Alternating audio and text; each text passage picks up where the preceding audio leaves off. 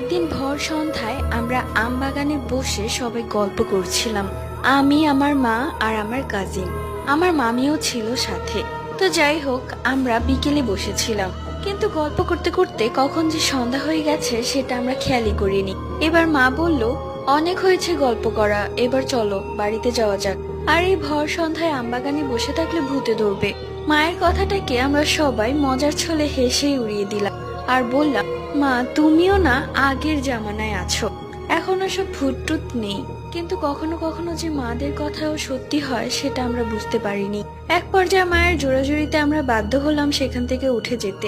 আমার ইচ্ছে ছিল রাত পর্যন্ত উপভোগ করবো এই জায়গাটা, আর অনেক গল্প করব। সবকিছু গুছিয়ে আমরা যখন চলে আসব ঠিক তখনই আমার মনে হলো কেউ পেছন থেকে আমার ঘাড়ে হাত রেখেছে। আমি পেছনে ঘুরে তাকিয়ে দেখি আমার মা দাঁড়িয়ে আছে, তার চোখগুলো লাল। সামনে তাকাতেই মা আমাকে হাত